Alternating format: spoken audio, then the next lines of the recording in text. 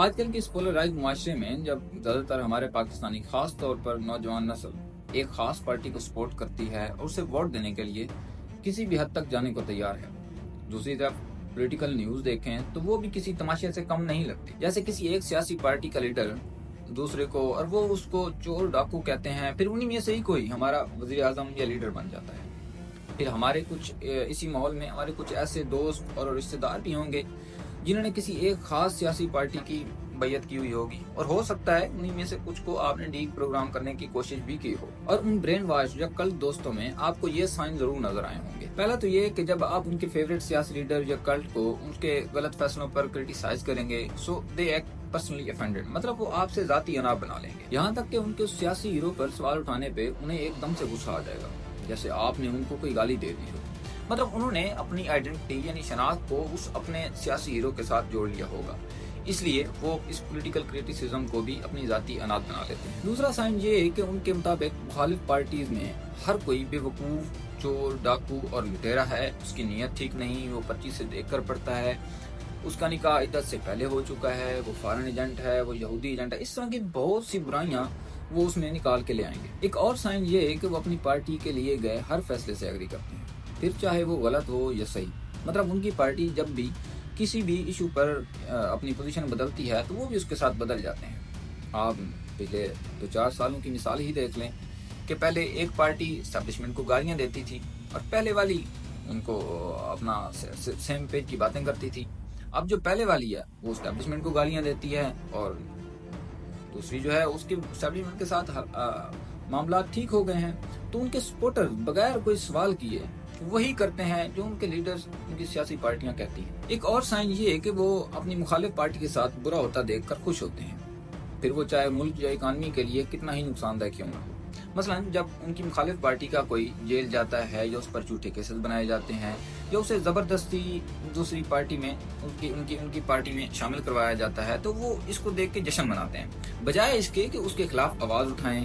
کیونکہ وہ یہ بھول جاتے ہیں کہ کل کو یہ ان کے ساتھ بھی ہو سکتا ہے، اور وہ اپنے ان دوستوں اور رشتہ داروں سے اپنے تعلقات تک ختم کر لیتے ہیں جو ان کا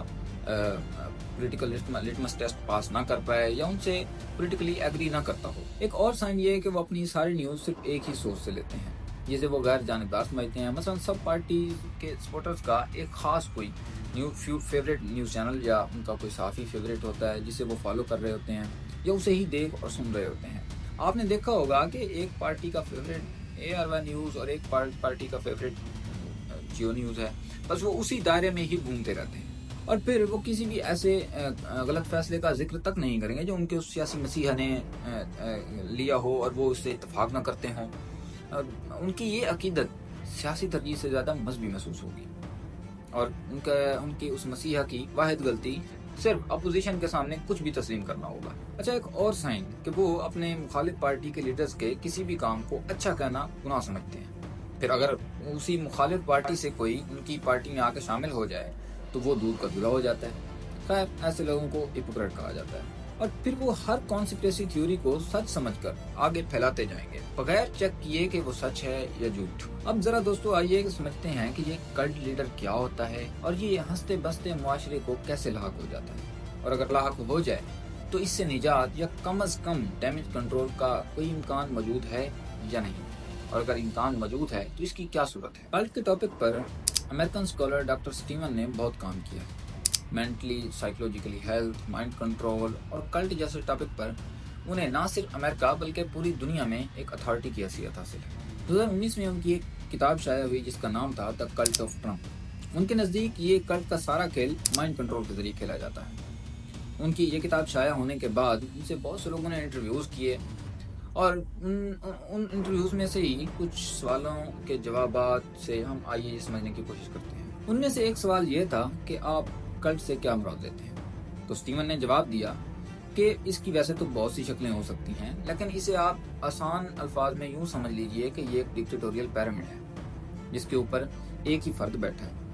اور اس میں نہ صرف ساری طاقت اسی کے پاس ہے بلکہ وہ اس کا یہ بھی دعویٰ ہے کہ ساری عقل بھی صرف اسی کے ہی پاس ہے، اور وہ اسی دھوکے کی بنیاد پر لوگوں کو اپنا فالوور بناتا ہے، اور اسی سارے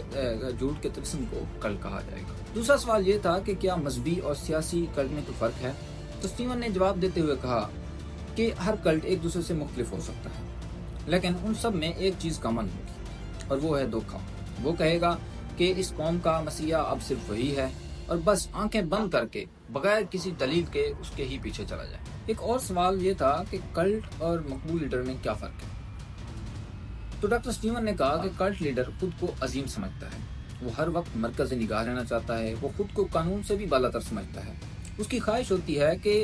उसकी इताअत की जाए और झूठ बोलने में बिल्कुल झिझक महसूस नहीं करता। वो दूसरों को हिरासा करना और उन पर मुकदमात बनाना अपना हक समझता है और उसके पास अपने हर गलत फैसले का जवाब भी मौजूद होता है। आप ऐसे ही जवाब पिछले कुछ 1-2 साल में सुन चुके होंगे कि मैं तो बेबस था, मेरे हाथ में तो कुछ भी नहीं था। तो डॉक्टर स्टीवन के मुताबिक कल्ट लीडर मौजूदा मसाइल को एक्सप्लॉइट करता है और वो झूठ की बुनियाद पर ऐसा प्रोपेगेंडा करता है कि उसके फॉलोअर्स उसको सच समझने लगते हैं। वो अपने मफाद को मुकद्दस जिद्दोजहद बनाकर पेश करता है और उसके पास डिजिटल मीडिया के जरिए लोगों को जहन को काबू करने की ये गैर मामूली सलाहियत होती है और वो अपने मुखालिफ को भी बर्दाश्त तक नहीं करता।